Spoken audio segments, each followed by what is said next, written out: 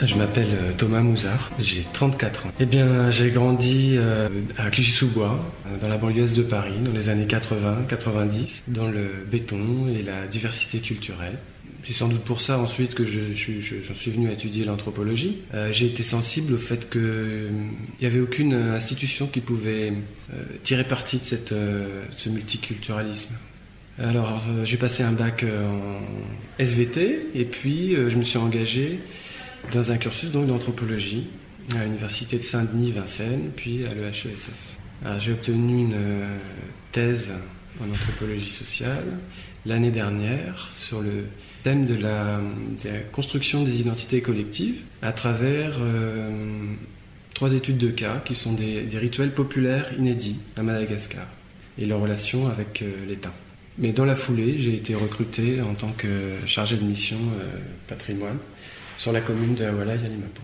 Mon cursus d'anthropologie, mon cursus universitaire, je l'ai financé en partie par l'enseignement à Madagascar, en France et en Guyane, à Saint-Laurent-du-Maroni. Et c'est comme ça que j'ai découvert la Guyane. Et donc quand j'ai vu passer l'annonce, j'ai été très intéressé, puisque dans ma thèse, j'avais travaillé ces questions de patrimonialisation. Les institutions muséales avaient joué un rôle dans les phénomènes que j'avais étudiés, en essayant de comprendre ce que pouvait aussi signifier un musée pour les habitants sur place. C'était une institution importée, donc on a commencé par faire ce genre d'enquête. Moi, le travail, je n'avais que la fiche de poste au départ, mais je voyais un peu déjà en quoi ça pouvait consister. Et après 2 mois de service, je suis de plus en plus passionné par le travail, pour plein de raisons. Parce que je pense qu'il peut répondre à des attentes de la société locale ici. Parce que c'est un travail d'équipe, avec une équipe qui est très motivée, impliquée, qui est en chantier d'insertion, parce que c'est un projet démocratique et qu'il responsabilise la population à réfléchir à son patrimoine, son identité aussi. C'est vrai que moi je me suis posé la même question, avec la crainte effectivement qu'on soit dans nos rapports les héritiers d'une histoire parfois encore lourde à porter. Bon, c'est quelque chose que j'ai déjà connu dans d'autres contextes et dont j'essaie de me dédouaner moi d'emblée, expliquant, attendez, moi j'étais pas là il y a 50 ans, donc on va pas tout mélanger. Mais j'ai pas eu affaire à ça. C'est la crainte que je pouvais avoir.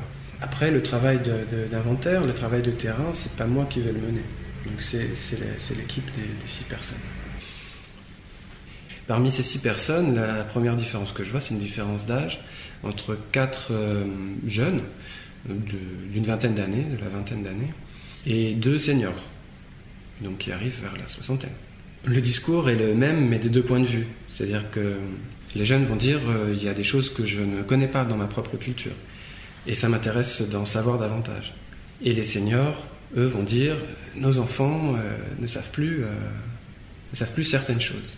C'est le constat que j'ai entendu au cours des entretiens et puis en dehors de l'équipe aussi. Et donc l'idée, c'est aussi de faire du lien entre les générations.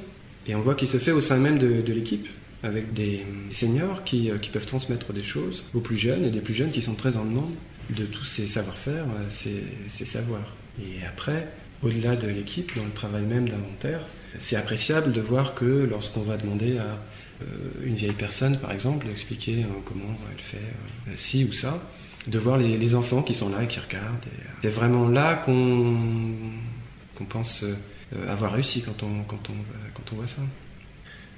On est en contexte multilinguiste en Guyane et on sait faire avec. Je crois que ça fait partie de la culture guyanaise déjà de parler plusieurs langues, tout le monde parle plusieurs langues. Et si on trouve toujours une langue pour que tout le monde puisse à peu près se comprendre, si c'est pas le cas, on passe par des relais, par des traductions. Donc effectivement, il y a des moments où on s'arrête et ça parle en kaligna, puis ça parle en français, et puis si quelqu'un parle hollandais, ça va parler en hollandais. Et le principal, là, est que tout le monde saisisse de quoi on est en train de parler et puisse s'exprimer et qu'on se comprenne les uns les autres. On ne privilégie pas une langue par rapport à une autre.